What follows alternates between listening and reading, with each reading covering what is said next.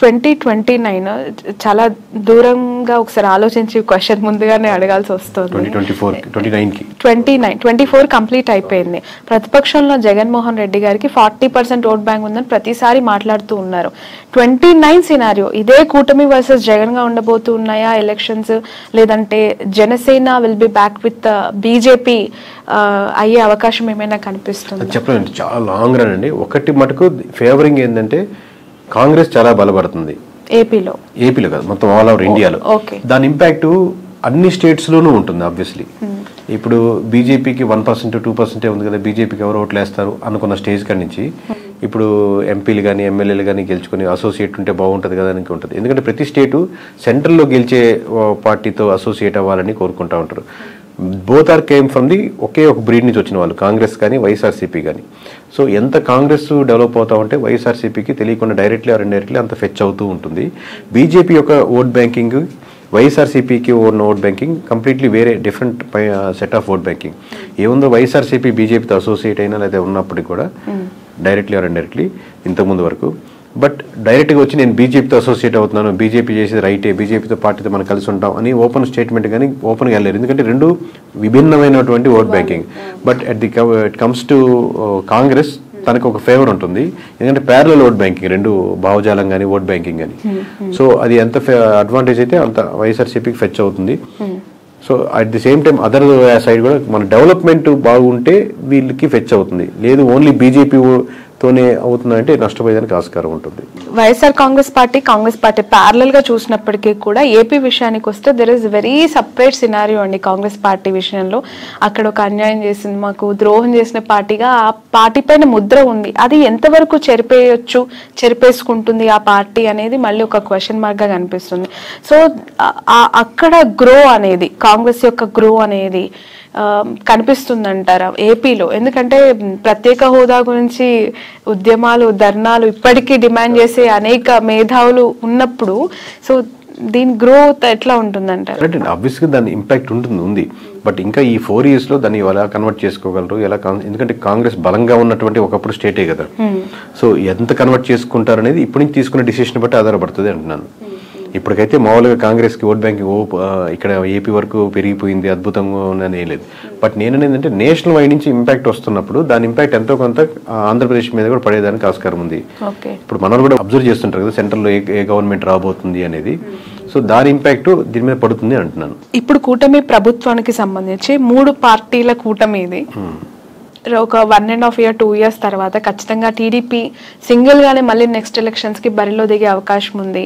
BJP Janasena మాత్రమే align కొనసాగబోతుంది అనేది ఎక్కువగా వినిపిస్తూ ఉన్న మాట. అంటే ఇప్పుడు ప్రస్తుతానికి అయితే అలా వాళ్ళ ఆలోచన నాకు, ఎందుకంటే అందరితో మాట్లాడుతున్నట్టు అలా ఏం అనుకోవట్లేదండి. కూటమిగానే వెళ్దాం అనుకుంటున్నారు. బట్ బయట నుంచి అది టాక్ అవ్వచ్చు. ఎందుకనంటే ఎక్కడో ఇంటర్నల్ గా కొన్ని క్లాషెస్ అయితే స్టార్ట్ అయ్యాయి. అవి ఉంటాయి మేడం, ఎందుకంటే ఒక వైఫ్ అండ్ హస్బెండ్ మీద 100 ఇష్యూస్ ఉన్నట్టు ఆబ్వియస్గా ఇది 2 పార్టీలు, 2 డిఫరెంట్ భావజాలు ఉంటాయి, 2 వీళ్ళ ఆస్పిరేషన్స్ ఎక్కువ ఉంటాయి. ఎప్పటికైనా టీడీపీ కార్యకర్తలు ఏమనుకుంటారు, చంద్రబాబు నాయుడు గారే ఉండాలి, తర్వాత లోకేష్ గారే ఉండాలి, ముందుకెళ్ళాలనుకుంటారు. జనసేన కార్యకర్తలు ఈ రోజు కాకపోయినా రేపైనా మా వాడు సీఎం అవ్వాలి, గెలవాలి, ముందుకెళ్ళాలనుకుంటారు. సో ఆబ్వియస్గా లేదా లోకల్ ఆస్పిరేషన్స్ ఉంటాయి, క్యాస్ట్ ఈక్వేషన్స్ ఉంటాయి, ఆబ్వియస్గా ఆ చిన్న వైరుధ్యాలు ఉంటాయి. లేదా ఇక్కడ బొమ్మ పెట్టారు, ఇక్కడ బొమ్మ తీసేసారు, మా వాడి దగ్గర ఏవో ఉంటాయి. బట్ ఇట్లన్నింటినీ కలుపుకొని ముందు మాట్లాడుకుంటే రోజు మీటింగ్ పెట్టుకుంటే ఎలా ముందుకు వెళ్తారని బట్టి ఉంటుంది. బట్ కలిసి ఉంటే వాళ్ళకున్న బలం విడిపోతే ఇద్దరికీ ఉండదు. ఓకే. బట్ ఈ మధ్య కాలంలో చూస్తున్న political developments towards Janasena more curious అండి. బాలినేని గారు జాయిన్ అవ్వటం, ఉదయ్ భాన్ గారు జాయిన్ అవ్వటం, వస్తున్న సీనియర్ లీడర్స్ జాయిన్ అవుతూ ఉన్నప్పుడు why not TDP, why Janasena అనే క్వశ్చన్ అక్కడ మనకు రేజ్ అవుతుంది. అంటే అక్కడ ఉన్నటువంటి సమీకరణాలు బట్టి ఫ్యూచర్లో ఇదైతే బాగుంటుంది కదా, అక్కడ ఉన్న క్యాస్ట్ ఈక్వేషన్స్ అన్నీ పెట్టి జాయిన్ అవుతారండి. ఇంతకుముందు బాలినేని గారు కూడా ఇప్పుడు అంతకుముందు టీడీపీ నుంచి ఆఫర్ వచ్చింది, లేదా జనసేన నుంచి ఆఫర్ వచ్చి ఉండొచ్చు, లేదా ఇప్పుడు అయిపోయిన తర్వాత ఇప్పుడు ఆల్రెడీ టీడీపీ నుంచి వాళ్ళు క్యాండిడేట్ ఉన్నారు కదా, గెలుచున్నారు కదా, మన నెక్స్ట్ జనసేనకి అయితే బాగుంటుందని లోకల్ సమీకరణాలు పట్టుకొని ఆ డిసిషన్ తీసుకుంటా ఉంటారు ఎనీ ఎమ్మెల్యే. బట్ ఈ జాయినింగ్స్ అనేవి ఈ 2 పార్టీస్ మధ్య ఏమి క్లాషెస్ కి దారితీయదా మోర్? అంటే ఎందుకంటే ఆల్రెడీ ఒక పెద్ద పార్టీ ఇద్దరికి ఒక అండర్స్టాండింగ్ ఏంటంటే అండి, ఇప్పుడు మీకు ఇందాక వైఫ్ అండ్ హస్బెండ్ ఎగ్జాంపుల్ ఏంటంటే మీకు ఒక పిల్లలు, అందుకే మీకు కామన్ గోల్ ఎక్కువ ఉంటుంది. At the same time me individual మీకు కొన్ని లక్ష్యాలు ఉంటాయి, మీకు ఆయనకు ఎక్కువ లక్ష్యాలు ఉన్నట్టు. ఇక్కడ ఏమవుతుందంటే ఆబ్వియస్లీ రేపు పొద్దున్న నా పార్టీ బలోపేతం చేసుకోవాలని ఇరు పార్టీలకి ఉంటుంది, ఇరు పార్టీ లీడర్లకి ఉంటుంది. సో ప్యారల్గా ఒకటి మీకు తెలిసినా ఒకటి తెలియకపోయినా రెండు పార్టీలు తన పార్టీ బలోపేతం చేసుకోవాలని వర్క్ చేసుకుంటూ ఉంటాయి. దాంట్లో ఎటువంటి సందేహం లేదు. ఎన్నికలకి ముందు వైఎస్ఆర్సీపీ నుంచి చాలా చాలా మంచి లీడర్స్, సీనియర్ ఫైనాన్షియల్ స్ట్రెంగ్త్ ఉన్న లీడర్స్ని వైసీపీ పోగొట్టుకుంది. అది ఎంతవరకు కారణం అనేది ఇప్పటికి కూడా వాళ్ళు తెలుసుకున్నారో లేదో తెలియదు, కానీ బాలినేని లాంటి సీనియర్ లీడర్స్ ఇప్పటికీ కూడా వెళ్ళిపోతూ ఉన్నారు. వాట్ ఈజ్ వైసీపీ ఫ్యూచర్ అండి? వైఎస్ఆర్సీపీ భవితవ్యం అంటే ఇంతమంది 11 వచ్చినప్పటికీ కూడా కొంతమంది ఓడిపోయినా సీనియర్స్, ఇప్పుడు బొత్స గారు అవ్వచ్చు, పెద్దిరెడ్డి గారు అవ్వచ్చు, విజయసాయి రెడ్డి, ఇలాంటి పెద్ద పెద్ద సీనియర్ లీడర్స్ ఉన్నారు. సో ఎలా ఉండబోతుంది అంటారు ఫ్యూచర్, ఆ పార్టీ భవిష్యత్? అంటే ఎనీ పార్టీ అండి, నాట్ ఓన్లీ వైఎస్ఆర్సీపీ, ఎనీ పార్టీలో లీడర్స్ పోతుంటారు. ఇప్పుడు టీడీపీ నుంచి కూడా చాలా మంది వైఎస్ఆర్సీపీకి వెళ్ళినప్పుడు, లేదా ప్రజారాజ్యం నుంచి చాలా మంది మూవ్ అయ్యి ఉంటారు. పార్టీ మీరు స్ట్రక్చర్ అదే కాన్సెప్ట్ నిలబెట్టుకుని అదే ముందుకు వెళ్తూ ఉంటే లీడర్స్ వస్తుంటారు, పోతుంటారు, పార్టీలు ముందుకు వెళ్తూనే ఉంటాయి. బట్ మీరు అదే కాన్సెప్ట్ని, ఆ కాన్ఫిడెన్స్ని పీపుల్లో బిలీవ్ చేసేటట్టు ఉండగలిగితే టైం కొంచెం గడిచిన తర్వాత మీకు మళ్ళీ జనాలు నమ్మేదానికి ఆస్కారం ఉంటుంది. మీరు అసలు బిలీఫ్ సిస్టమే కోల్పోయారు అనుకోండి, లీడర్స్ మొత్తం 175 మంది యాస్టీజ్గా ఉన్నా కానీ ఏం గెలవలేవు. మీ సలహా ఏంటి? ఎవరికండి? 40% ఓట్ బ్యాంక్ వచ్చింది, 11 సీట్లే వచ్చాయి, అయినా ప్రతిపక్షంలో కూర్చున్నారు, ప్రతిపక్ష హోదానే లేదు అని చెప్పి మాట్లాడేవాడు. మీరు ఒక కేకే కన్సల్టెన్సీ నుంచి యాజ్ అ సీఈఓగా జగన్మోహన్ రెడ్డికి కావచ్చు, వైఎస్ఆర్సీపీకి కావచ్చు, వెళ్తాం అనుకునే లీడర్స్ కావచ్చు, వాట్ ఈస్ యువర్ అడ్వైస్? ఒక్కొక్క ఇండివిజువల్ ఎమ్మెల్యేకి ఒక్కొక్క నియోజకవర్గం బట్టి ఆబ్వియస్గా మేము ఇదే టెక్నికల్గా మేము ఇదే వాళ్ళ దగ్గర మనం చార్జ్ చేసి తీసుకొని అక్కడ వర్క్ చేసి సర్వే చేసి ఏది కరెక్ట్ ఉంటుంది, బాగుంటుంది, ఏది గెలిస్తే బాగుంటుంది అని చెప్తుంటాం. బట్ మీరు జనరలైజ్ స్టేట్మెంట్ అడుగుతున్నారు కాబట్టి ఇమీడియట్గా చెప్పలేదు. కొంతమంది ఏంటంటే అండి, నేను మళ్ళీ నెక్స్ట్ టైం గెలవాలి అనేది వస్తుంటారు. ఈ పార్టీ కాబట్టి ఏ పార్టీ అయినా గెలవాలి, నేను గెలిస్తే చాలు, ఏ పార్టీ అయినా పర్లేదు అది చెప్పండి అంటుంటారు. సో ఓవరాల్గా మీకు ఎక్కడైనా సరే ప్రజలు ఏం కోరుకుంటున్నారో ఆ ప్రజల పర్స్పెక్టివ్లో మీరు వర్క్ చేస్తున్న రెడీగా ఉందా లేదా, ఫ్యూచర్లో నాకు ఇక్కడ అవకాశం ఉంది అనుకుంటే రైట్. ఇది జనరలైజ్ స్టేట్మెంట్ చెప్పండి. అంటే జగన్ గారు ఏం చేస్తే ప్రతిపక్షంలో ఇంకా బెటర్ గా వాళ్ళు ఫైట్ చేయొచ్చు? ఎవరైనా అంటే ఇప్పుడు వీళ్ళు సిట్టింగ్ అన్న అపోజిషన్ ఒకటే, దీంట్లో ఏం పెద్ద ప్రిన్సిపల్లో ఏం తేడా లేదు. దీంట్లో మనం చెప్పేది గ్రౌండ్ రియాలిటీలో ఎటువంటి ఇష్యూస్ ఉన్నాయి, ప్రజలకు ఎక్కడెక్కడ మద్దతు కావాలి, ఏ వర్గాలకి నేను నిలబడాలి, అన్ని వర్గాల్లో నేను నాయకుడిగా నేను నిలబడాలి. నేను కాదు, నేను లీడర్స్ కాదు. లీడర్ ఎప్పుడు ఇంకా గొప్ప లీడర్ అవుతా అంటే మీరు ఎంతోమంది లీడర్స్ని రకరకాల సెక్షన్స్లో తయారు చేసినప్పుడు గొప్ప లీడర్ అవుతారు. అది ఇప్పుడు నేను రిక్రూట్ చేసుకుంటున్నాను, ఇప్పుడు మేము ఇంట్రెస్ట్ చేస్తా ఉన్నాను. ప్రతి ఇంటర్వ్యూలో నేను చూసుకునేది అంశం ఏంటంటే నాకంటే ఇతనికి లేదా అమ్మాయికి ఎక్కువ టాలెంట్ టెక్నికల్గా ఈ విషయంలో ఉందా, లేదా ఆల్రెడీ ఉన్న వాళ్ళకంటే ఎక్కువ టాలెంట్ ఉందా అని చూసుకొని లీడర్ అవుతాడు. నాకంటే ఎక్కువ టాలెంట్ ఉండకూడదు, నేనే లీడర్ ఉండాలి అనేది కంటే కూడా ప్రతి నియోజకవర్గంలో ప్రతి అంశంలో నాకంటే వాక్చాతుర్యంలో కానీ, మాట్లాడే విషయంలో కానీ, సబ్జెక్ట్ నాలెడ్జ్లో కానీ, మాట్లాడితే కరెక్ట్గా మాట్లాడే పర్సన్స్ కానీ, అంటే అపోజిషన్ కూడా చాలా టెక్నికల్గా మాట్లాడుతున్నాడు, చాలా రైట్ ఇతను, ఓన్లీ అరిచేసి ఏదో తిట్టేసినట్టు కాకుండా అలాగా టెక్నికల్ సబ్జెక్ట్ ఉండే లీడర్స్ని మీరు డెవలప్ చేయగలిగితే ఈ ఉన్న 4-5 సంవత్సరాల్లో మీరు మళ్ళీ గవర్నమెంట్ ఫామ్ చేయడానికో లేదా మీరు ముందుకు రావడానికో తేడా ఉంటుంది. కానీ ఇదే పద్ధతిలో వెళ్తే, ఇదే లైన్లో వెళ్తా ఉంటే మళ్ళీ మీకు కష్టమే. ఓకే. ఈ 2 తెలుగు స్టేట్స్లో ప్రాంతీయ పార్టీలకు ఎంతో కొంత కోర్ ఓట్ బ్యాంక్ని కైవసం చేసుకొని సస్టైన్ చేస్తున్న పార్టీస్ని మనం చూస్తూ ఉన్నాం.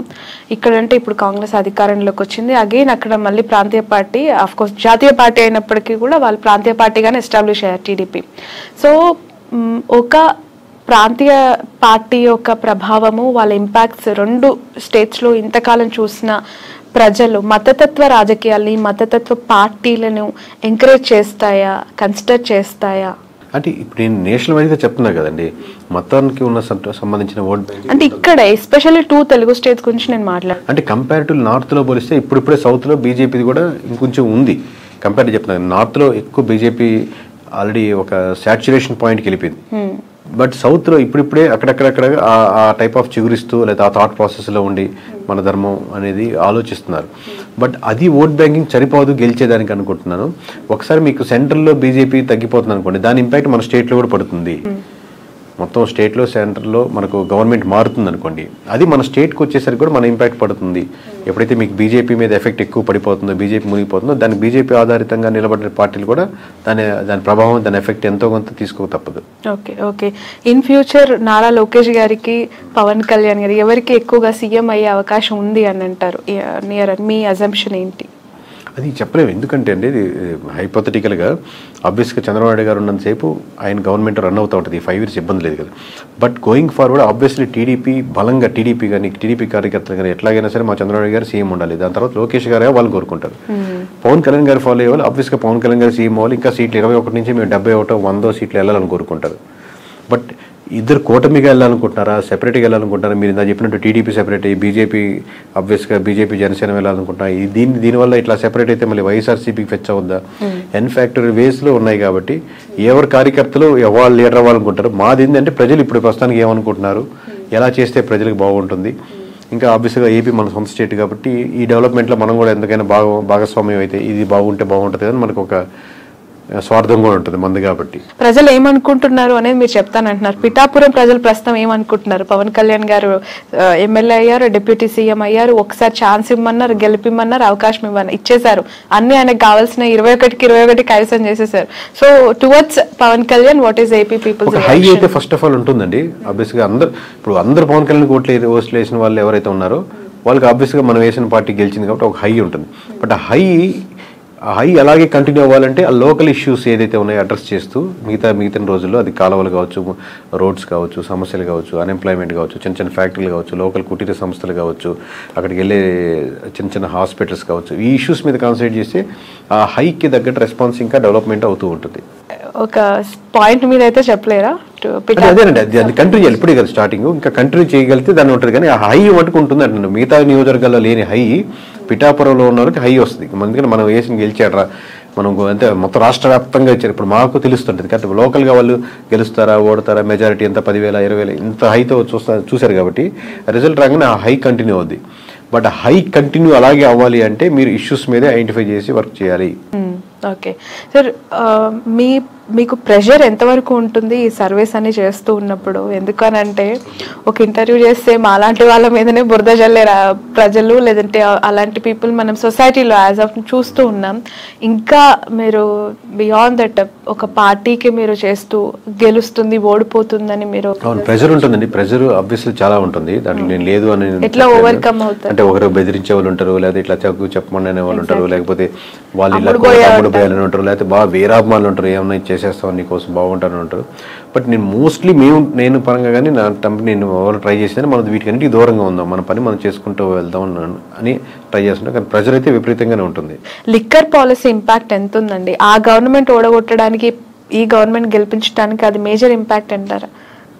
1% ఇప్పుడు అన్ని ఒక్కొక్క పర్సెంట్ యాడ్ చేసుకుంటా ఉన్నాం. అంటే వైఎస్ఆర్సీపీ నుంచి టీడీపీకి వచ్చిన ఓట్ బ్యాంకింగ్లో ఖచ్చితంగా ఒక 1% అయితే ఓట్ బ్యాంకింగ్ లిక్కర్ పర్స్పెక్ట్లో వచ్చిన ఓట్ బ్యాంకింగ్ ఉంటుందండి.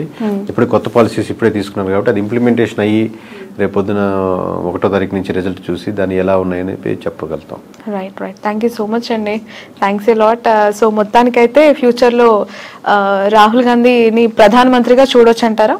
అంటే ఇప్పుడున్న వేవ్ చూస్తుంటే మటుకు నార్త్లో అన్ని స్టేట్స్ ఓడిపోతున్నాయి కాబట్టి ఇలాగే వెళ్ళగలిగితే అది జరుగుతుంది.